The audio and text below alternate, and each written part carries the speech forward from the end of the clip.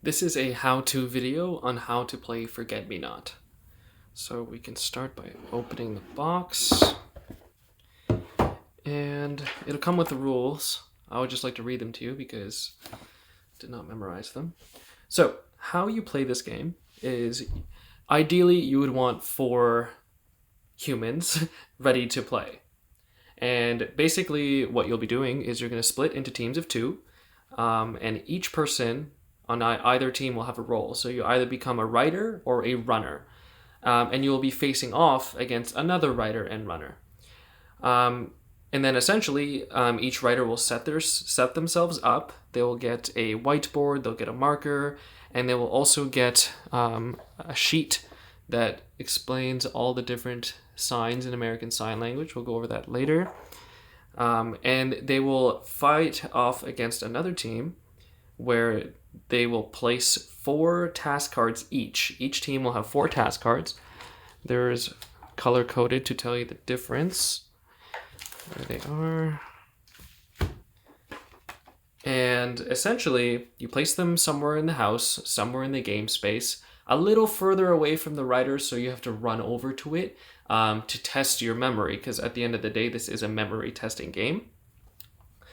So the runner, whenever you say go, the runner will run to the task cards, memorize whatever's on it, and run back to the writer. And then they will collaborate and share the knowledge and listen and copy down everything. And if you forget something, you run back.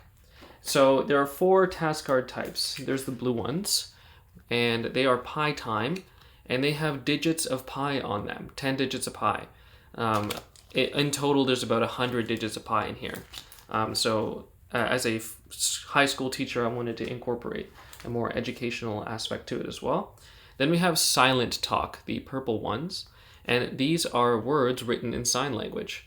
And initially, when you start the game, it's going to be tough, right? Maybe not all of us know sign language. That's why we have the handy sheet right here that each writer will get that has, it's basically a cipher for them to figure out, oh, okay, so the runner runs over to me and signs this word. I can check my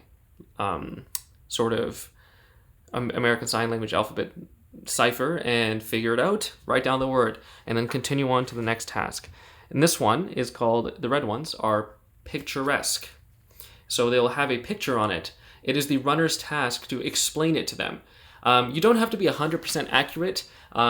Essentially, when you deem that your team is done, the other team will judge how good of a job you did and see if you have to go back or not. So various pictures, all drawn by my sister, my lovely, lovely sister. And then we have the green ones. And the green ones are some of my favorite movie quotes, book quotes, anything or some I also came up with. They're called recital. So let me pull up a cool quote. Let's see. All right. So for example, if you saw this one, isn't it nice to think that tomorrow is a new day with no mistakes in it yet? It's by L.M. Montgomery and of Green Gables. So you would be memorizing that quote, including the author, run back to your writer and explain it to them so they can copy it down. And that's basically it. What I really like about this game is that it teaches you something new. There's lots of ways to incorporate expansions as well, because the cards can be switched out for like a themed game. Perhaps we want to do a Harry Potter category or like Disney or anything like that. So that's why I really like it. It's really a lot of replay value in this game. Everything was custom handmade. I'm not an artist by any means, but I tried my best. There's also a whole slew of power-ups and setbacks that I have also created. So here, the red ones, it's a game of chance. So you might get a setback, or you might get power-ups.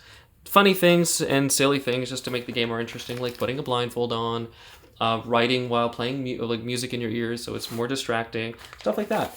And it's really fun, really gets the family up and going, really family-oriented game, and it all stemmed from just me trying to be the coolest teacher ever.